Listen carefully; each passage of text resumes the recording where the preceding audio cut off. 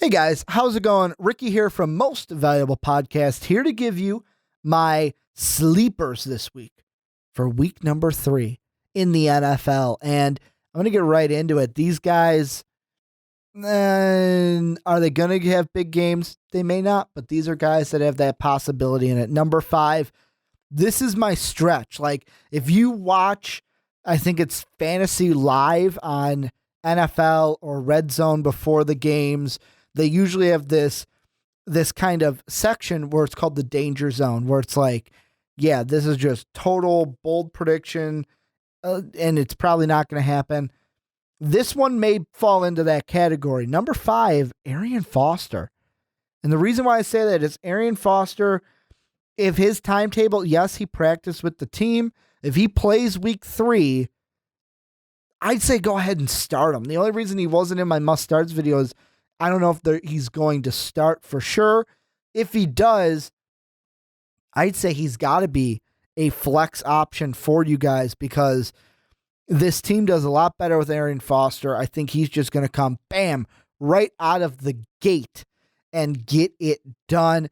Number 4 is kind of the same thing. It's a running back, LeVeon Bell. He's been suspended the past 2 weeks. I know if you've got him, you're going to play him. However, you may be just shifted. You may say, hey, you know what?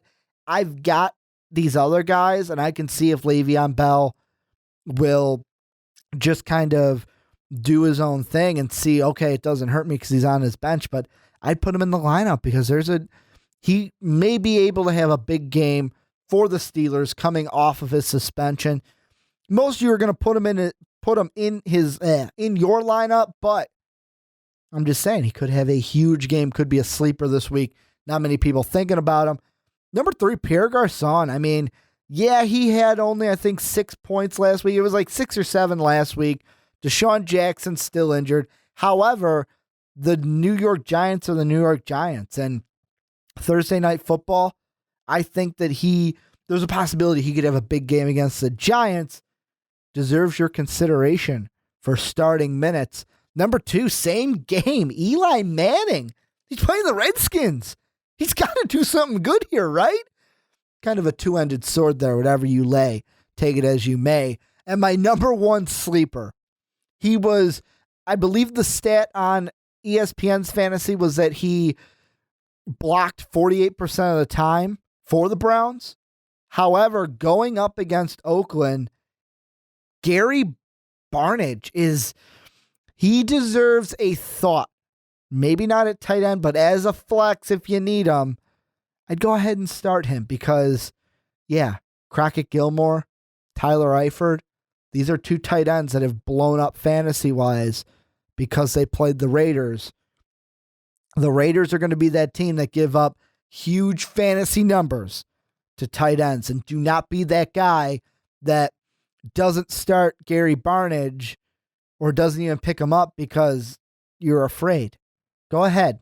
That's why they're called sleepers. But that's who I have. Arian Foster, Le'Veon Bell, Pierre Garçon, Eli Manning, and Gary Barnidge. And that's going to do it for my sleepers here for week 3 in fantasy football and the NFL. Go ahead, tell me down below, is there anything I missed? Anyone that could be a sleeper that I didn't include? Is there anyone on the list that I included that you're like, no way that guy's a sleeper. No way he does anything. 0 points across the board for these guys. Tell me down below in the comment section. You can follow me on Twitter at Ricky Widmer. Most Valuable Podcast is at Most Valuable Pod. Thank you guys for checking out this video, and as always, have a good day, everybody. Hey guys, like the video? Then hit that subscribe button. But if you liked it even more, you should check out our Patreon page. We have a lot of different rewards and goals for those of you who would love to support us. So make sure to click that link down in the description to check out those pretty kick-ass rewards.